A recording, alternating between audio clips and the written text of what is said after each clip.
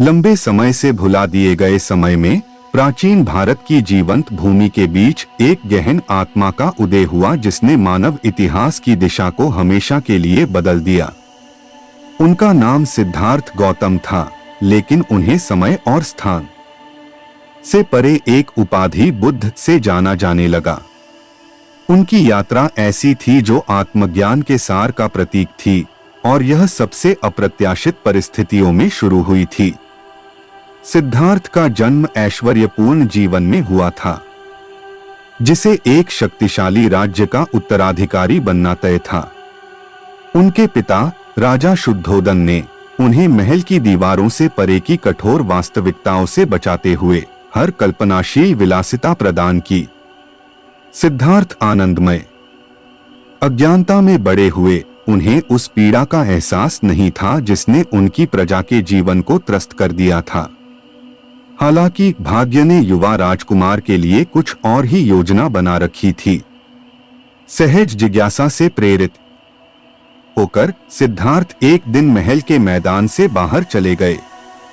जैसे ही वह भीड़भाड़ वाली सड़कों पर टहल रहा था, उसका सामना एक ऐसे दृश्य से हुआ जिसने दुनिया के बारे में उसकी धारणा को हमेशा के लिए बदल दिया। एक बुजुर्ग व्यक्ति की दृष्टि कमजोर और दुर्बल, दर्द में झुका हुआ। राजकुमार मानव शरीर के स्पष्ट क्षय से स्तब्ध था, क्योंकि उस व्यक्ति के चेहरे पर झुर्रियां पड़ गई थीं और प्रत्येक कठिन कदम के साथ उसकी हड्डियां चरमरा रही थीं। भ्रमित और परेशान सिद्धार्थ ने अपने पिता के दरबारी विद्वानों की शिक्षाओं से सांत्वना मांगी, लेकिन उनके उत्तर असंतोषजनक थे, जो उनकी आत्मा को कचोटने वाले मूलभूत प्रश्नों को संबोधित करने में विफल रहे। ज्ञान की अतृप्त प्यास से प्रेरित होकर सिद्धार्थ ने अपनी राजसी उपाधि त्याग दी और आत्मखोज की यात्रा पर निकल पड़े। वह देश भर में घूमते रहे, प्रसिद्ध संतों से मार्गदर्शन प्राप्त किया और ध्यान के विभिन्न रूपों में महारत हासिल की। फिर भी अपनी अटूट प्रतिबद्धता के बावजूद सिद्धार्थ निराश रहे, क्योंकि उन्हें अभी भी उस सत्य को उजागर करना था जो मानवता को पीड़ा से मुक्त कर सके।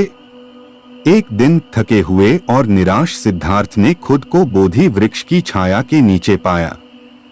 अटूट दृढ़ संकल्प के साथ उन्होंने तब तक बैठे रहने का संकल्प लिया जब तक कि प्रबुद्धता झरने की तरह उनके ऊपर न आ जाए। जैसे जैसे वह अपनी चेतना की गहराई में उतरता गया, अपने भय, इच्छाओं और आसक्तियों का अटल संकल्प के साथ सामना करते हुए दिन और रातें बीत गईं। ऐसा कहा जाता है कि अपने संघर्ष के अंतिम क्षणों में सिद्धार्थ इच्छा और भ्रम के अवतार मारा की शक्तियों से घिरे हुए थे।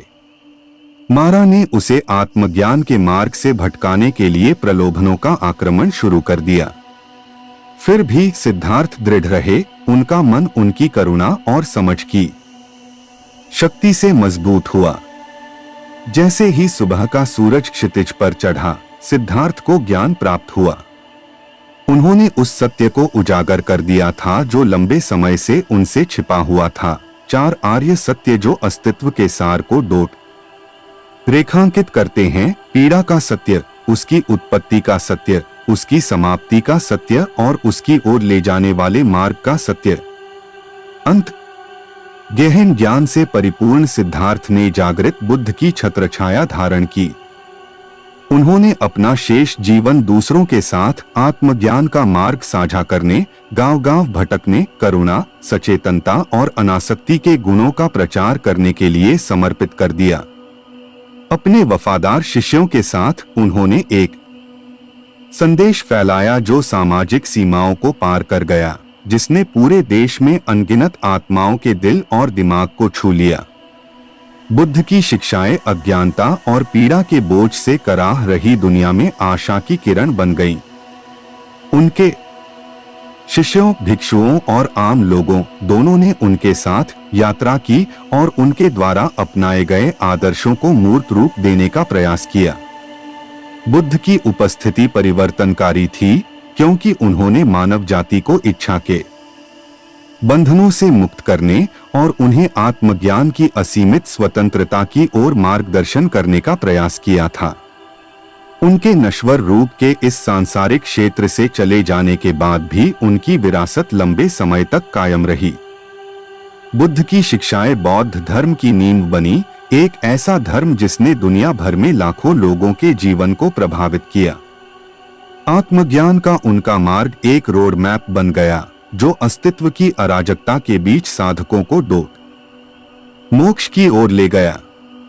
और इस प्रकार राजकुमार सिद्धार्थ गौतम, जो सन्यासी बन गए, ने मानव इतिहास के इतिहास में अपना नाम हमेशा के लिए बुद्ध प्रबुद्ध व्यक्ति के रूप में अंकित कर लिया। उनकी कहानी ज्ञान, करुणा और सत्य की अथक खोज की परिवर्तनकारी शक्ति की शाश्वत याद दिलाती है। राजसी हिमालय के बीच बसे भारत की प्राचीन भूमि में सिद्धार्थ नाम का एक युवा राजकुमार रहता था। विलासिता और विशेषाधिकार के जीवन में जन्मे सिद्धार्थ बाहरी दुनिया की कठोर वास्तविकताओं से दूर महल की दीवारों के भीतर बड़े हुए। एक व्यक्ति के पास सब कुछ होने के बावजूद उसके भीतर एक ज्वलंत जिज्ञासा जगी जो उसे भौतिक संपदा और सथी खुशी से परे कुछ खोजने के लिए प्रेरित कर रही थी। आंतरिक ज्ञान की खोज से प्रेरित होकर सिद्धार्थ अस्तित्व के सार को समझने और एक सार्थक जीवन की कुंजी खोजने की खोज में निकल पड़े। अपने राजसी वस्त्र और मुकुट को छोड़कर वह ब्रह्मांड के रहस्यों को जानने के लिए उत्सुक होकर प्रसिद्ध संतों और विद्वानों से ज्ञान प्राप्त करने के लिए भूमि पर घूमते रहे। जैसे जैसे सिद्धार्थ आध्यात्मिकता के क्षेत्र में गहराई से उतरे, उन्होंने तपस्या का मार्ग खोजा और शरीर के सभी सुखों का त्याग कर दिया।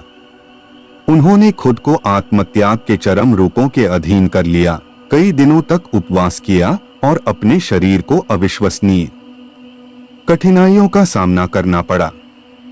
फिर भी उनके सभी प्रयासों के बावजूद ज्ञानोदय उनसे दूर रहा। एक दुर्भाग्यपूर्ण रात थके हुए और निराश सिद्धार्थ ने एक बोधि वृक्ष के नीचे सांत्वना मांगी। उत्तर खोजने के लिए दृढ़ संकल्पित होकर उन्होंने आत्मज्ञान प्राप्त होने तक आगे न बढ़ने का संकल्प लिया। 39 दिनों और 39 रातों तक सिद्धार्थ ने अपने मन की गहराइयों में उतरते हुए अटूट ध्यान केंद्रित किया।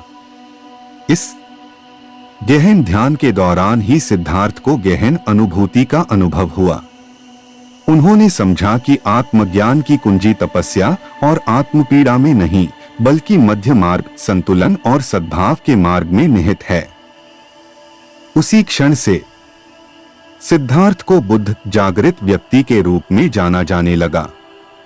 अपनी नई अंतर्दृष्टि से प्रेरित होकर बुद्ध ने अपना शेष जीवन अपनी शिक्षाओं को उन सभी के साथ साझा करने के लिए समर्पित कर दिया जो उन्हें चाहते थे। उन्होंने करुणा, सचेतनता और अनासक्ति के महत्व का प्रचार करते हुए एक गांव से दूसरे गांव की यात्रा की। जीवन के सभी क्षेत्रों के लोग उनकी बुद्धिमत्ता और करिश्मा की ओर आकर्षित हुए। उन्हें उनकी शिक्षाओं में सांत्वना मिली। बुद्ध का सार्वभौमिक प्रेम और समझ का संदेश जाति, पंथ और राष्ट्रीयता की सीमाओं से परे दूर दूर तक गूंजता रहा। उनके शिष्यों ने उनकी शिक्षाओं को दुनिया भर में फैलाया और ज्ञान की मशाल को सुदूर देशों तक पहुंचाया। बुद्ध के शब्द आशा की किरण बन गए, जिन्होंने अनगिनत आत्माओं को अपनी आध्यात्मिक यात्रा शुरू करने के लिए प्रेरित किया। अपने पूरे जीवन में बुद्ध को कई चुनौतियों और बाधाओं का सामना करना पड़ा। फिर भी उन्होंने अटूट अनुग्रह और करुणा के साथ प्रत्येक प्रतिकूलता का सामना किया। उन्होंने अपने अनुयायियों को सिखाया कि पीड़ा जीवन का एक अंतर्निहित हिस्सा है और सच्ची मुक्ति इससे बचने से नहीं, बल्कि इसे अपनाने और इससे परे जाने से मिलती है। बुद्ध की विरासत आज भी जीवित है। उनकी शिक्षाएं लाखों लोगों को आत्मखोज और आंतरिक शांति के मार्ग पर मार्गदर्शन कर रही हैं।